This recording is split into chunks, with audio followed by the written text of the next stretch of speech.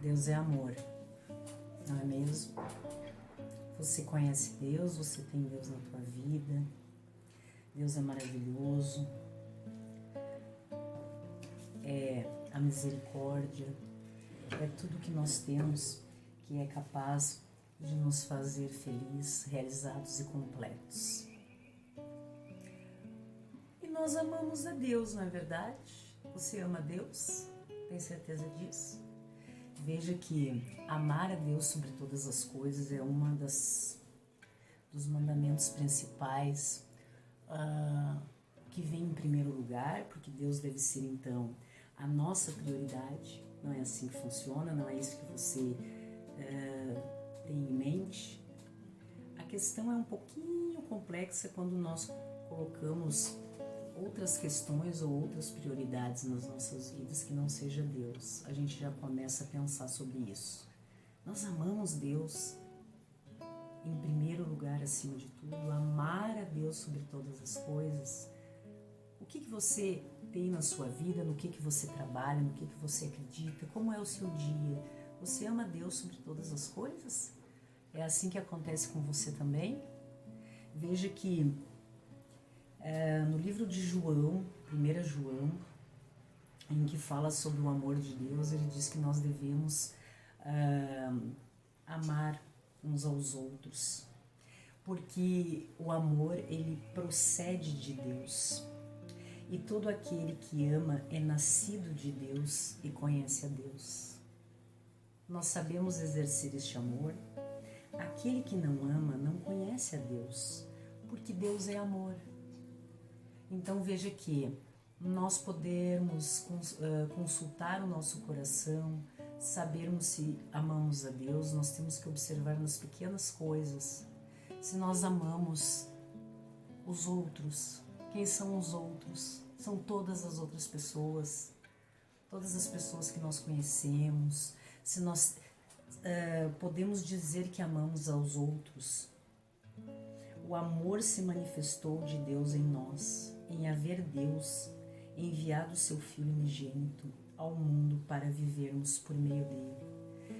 Você vive por meio de Jesus Cristo, com base em tudo que ele nos ensinou, deixou seus ensinamentos para a gente. Veja o quanto isso é importante para que você diga que ama Deus, que você tem Deus. Como são as tuas atitudes, a tua postura? Nisso consiste o amor. Não em que nós tenhamos amado a Deus, mas em que Ele nos amou e enviou o seu Filho como propiciação pelos nossos pecados. Entra toda essa questão de todo esse processo em que Jesus se fez carne, habitou entre nós para dar-nos prova desse amor. Amados, se Deus de tal maneira nos amou, devemos nós também amar uns aos outros. Veja que Deus deu seu Filho para que viesse em missão até nós, para que nos deixasse todos esses ensinamentos que nós temos à nossa disposição para estudo, para consulta, para que compreendamos a palavra, para que possamos colocar em prática nas nossas vidas essa questão do amor de Deus. Veja que nós não vimos a Deus, vimos exatamente a Deus. Até porque seria impossível nós vermos a Deus exatamente devido à sua magnitude. Então veja que ninguém jamais viu a Deus. Ou você já viu a Deus? Ver realmente. Se amarmos uns aos outros, Deus permanece em nós e o seu amor é em nós aperfeiçoado. Por que quando amamos os outros o nosso amor é aperfeiçoado? Porque nós precisamos aprender a amar os outros nas suas diferenças, nas suas ingratidões, nas suas traições, na sua postura. Então nós vamos aperfeiçoando o amor e preparando o nosso coração. E quando fizemos isso, nisto conhecemos que permanecemos nele e ele em nós, em que nos deu do seu Espírito. E nós temos visto e testemunhamos que o Pai enviou o seu Filho como Salvador deste mundo. Quando a gente começa a compreender este amor, colocar este amor em prática nas nossas vidas, amando as outras pessoas, independentemente do que elas possam nos fazer, o bem ou o mal. Mas nós, na nossa postura, nós compreendemos que o amor de Deus é maravilhoso, que Ele deu o seu Filho por nós, na sua missão, no seu propósito divino, para que fosse submetido a tudo que foi, a quando esteve entre nós, não é mesmo? Em que, inclusive, Jesus nunca se justificou. Você já parou para pensar sobre isso? Quando levaram Jesus, que começaram a perguntar a Ele, dizem que você faz milagres, dizem que você é filho de Deus. O que Jesus fez? Ele não estava ali para ostentar a sua condição de enviado de Deus. Ele estava ali para cumprir a missão. Ele não se justificou. Nem na sua morte de cruz ele se justificou. Talvez se ele dissesse, eu sou o Filho de Deus, e fizesse um milagre em frente àqueles que queriam matá-lo, ele teria se libertado. Jesus não teria poder de descer daquela cruz? O que você acha? O que você acha? Você acha que Jesus não teria poder de fazer isso? Por que ele não fez? Porque havia um propósito muito grande em tudo isso. Exemplos que foram nos deixados. Então veja que aquele que confessar que Jesus é o Filho de Deus, Deus permanece nele e ele em Deus. E nós conhecemos e cremos no amor que Deus tem por nós. Deus é amor, e aquele que permanece no amor, permanece em Deus e Deus nele.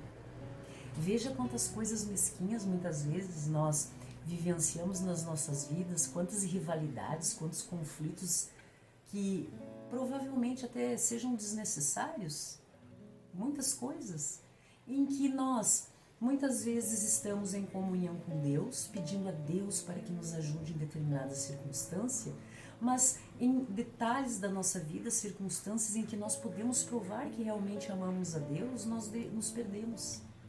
Deixamos de expor esse amor apegado a detalhes, a conflitos mundanos, a rivalidades, a rixas, porque alguém está agindo de determinada forma em relação à minha pessoa, eu também tenho que reagir à altura, porque eu tenho que provar. O que você tem que provar para quem?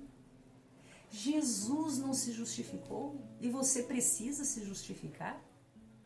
Você precisa reagir a tudo isso? Por que você precisa?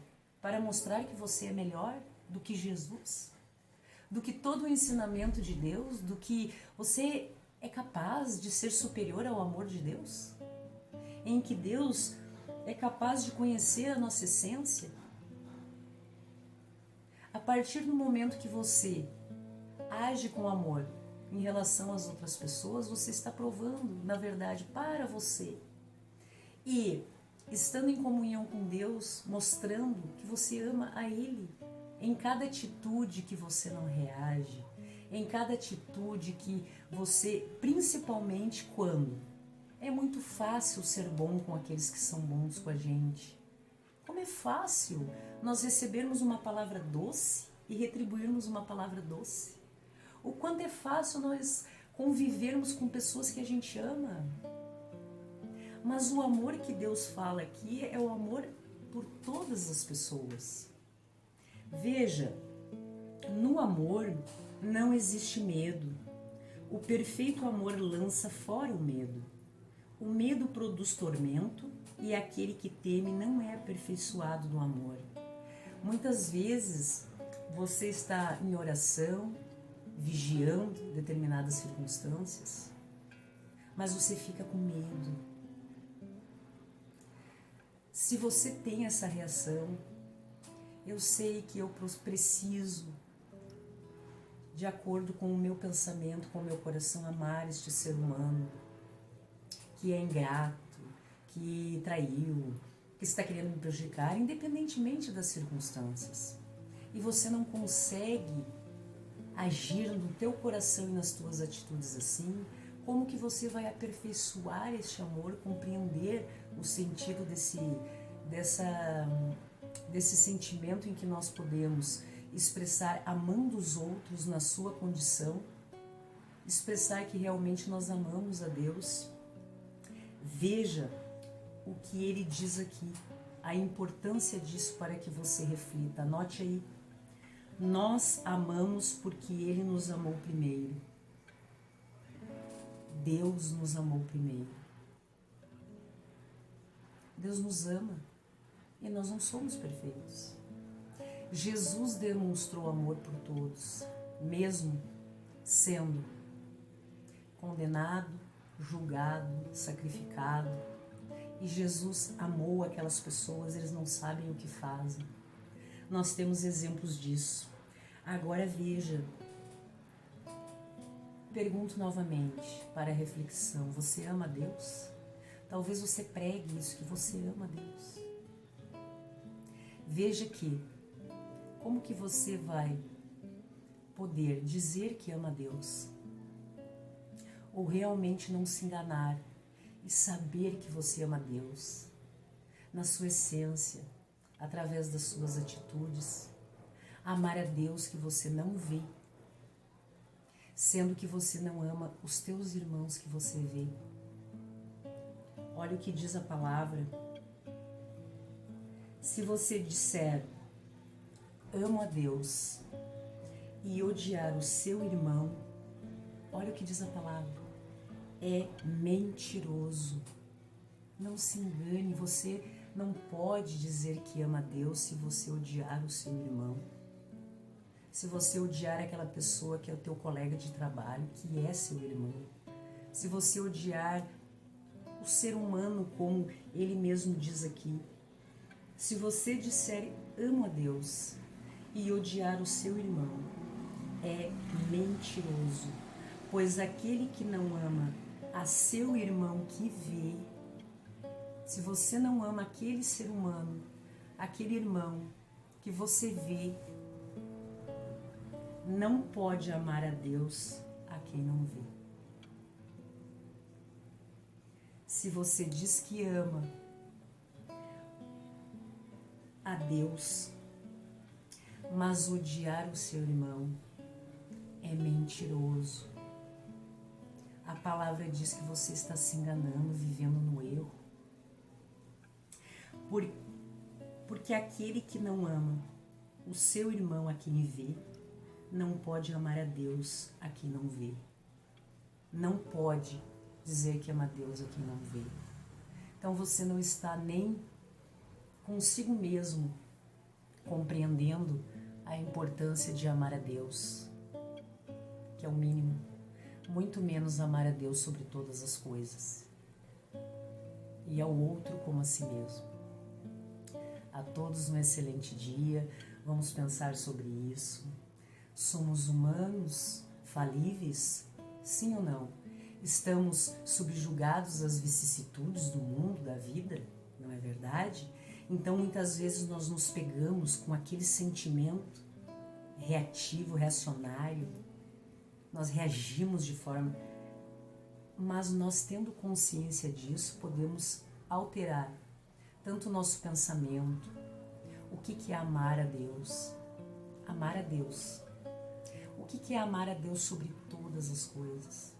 O que Jesus nos deixou, que foi enviado por Deus, para que nós compreendamos amar a Deus sobre todas as coisas e aos outros como a si mesmo.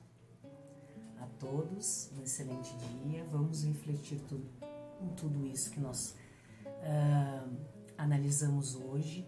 Saber que somos humanos, podemos errar. É normal, digamos assim, que a gente venha a se equivocar em determinadas circunstâncias, mas o importante é manter o quê? A oração, vigiar a nossa postura, os nossos pensamentos, porque muitas vezes você pode agir de uma forma, tentando parecer amar a Deus, mas até no seu pensamento, a condição de repulsa em relação aos outros, esses sentimentos mesquinhos, você vai saber com você mesmo que você não está cumprindo o mínimo que se espera de um cristão. Amar a Deus sobre todas as coisas e aos outros como a si mesmo. Fiquem na paz Em nome de Jesus, ontem, hoje e sempre.